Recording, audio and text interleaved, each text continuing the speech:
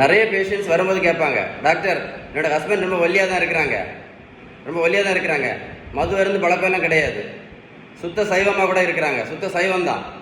அப்படி இருந்த பிறகு கூட அது மட்டும் இல்லை, 3 நேரம் வீட்டில் தான் சாப்பிடுவாங்க, மேக்ஸிமம் 3 நேரம் வீட்டில் தான் சாப்பிடுவாங்க.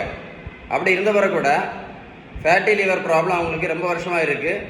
இந்த ஃபேட்டி லிவர் ப்ராப்ளம்னால இப்போ பித்தப்பையில் கல்லும் வந்திருக்கு அப்படின்னு கேட்பாங்க. பதில் தெரியுமா உங்களுக்கு? இதான் பதில் தெரியுமா? இதெல்லாம் ஏன் புரியுது உங்களுக்கு? ஒல்லியாக இருக்கிறாங்க சொன்னால் புரிஞ்சில்ல, ஏன் வந்திருக்கு தெரியுமா? ஒல்லியாக இருக்கக்கூடிய ஆளுக்கு வேறு ஒன்றுமே இல்லை. நம்ம வீட்டில் சாப்பிட்ற உணவுல விகிதம், நல்ல கொழுப்பு சத்து, விட்டமின் சத்து, இனிப்பு சத்து, தாது பொருட்கள் சத்து, புரதம் சத்து, இது கரெக்டாக இல்லாததுனால தான் இந்த அவ்வளோ பிரச்சனையும். ஸோ இதெல்லாம் சரி பண்ணணும் அப்படின்னா நம்ம வீட்டில் சாப்பிட்ற உணவுள்ள விகிதம் தான் நம்ம சரி பண்ணணும். Balanced diet. உங்களுக்கு ஏதாவது உதவி, இந்த பேலன்ஸ்டு டயட்டை பற்றி ஏதாவது உதவி தேவை இருந்தால் கண்டிப்பாக கால் பண்ணி பேசுங்க. ஏன் சொல்கிறேன் அப்படின்னா, இந்த ஃபேட்டி லிவர் ரொம்ப ஆபத்தானது.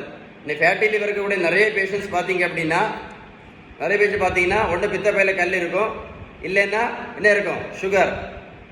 பார்த்துருக்கீங்களா? ஃபேட்டி லிவருக்கு கூட மேக்ஸிமம் பேஷண்ட்ஸுக்கு சுகர் இருக்கும், இன்சுலின் ரெசிஸ்டன்ஸ்னால. அதில் இந்த வீடியோ மறக்காமல் ஷேர் பண்ணுங்கள், நிறைய பேருக்கு யூஸ்ஃபுல்லாக இருக்கும். இந்த தம்பிக்கு பாருங்கள், 70 கிலோ வெயிட் குறைச்சிருக்கோம், 140 70 கிலோ. நான் ப்ரோட்டீன் பவுடரும் கொடுக்கல, மாத்திரையும் கொடுக்கல, ஜூஸும் கொடுக்கல, ஊசியும் போடல. இந்த தம்பியை போய் ரோட்டில் போய் ஓடக்கும் சொல்லல. அப்புறம் எப்படி? Balanced diet. அடிக்கடி சொல்லுவில்ல, ஷீபன் பேலன்ஸ் டயட். நீங்கள் சாப்பிட்ற உணவுல விகிதம் கரெக்டாக இருந்தால் நல்ல கோஆப்ரேட்டிவ் ஈஸியாக வெயிட்டை குறைக்கலாம். ஒரு மாதம் 4லேருந்து 5 கிலோ வரைக்கும் ஈஸியாக குறைச்சிடலாம் வெயிட்டை. ஏதாவது டவுட் இருந்துச்சுன்னா கண்டிப்பாக கால் பண்ணி பேசுங்க, மறக்காமல் ஷேர் பண்ணுங்கள்.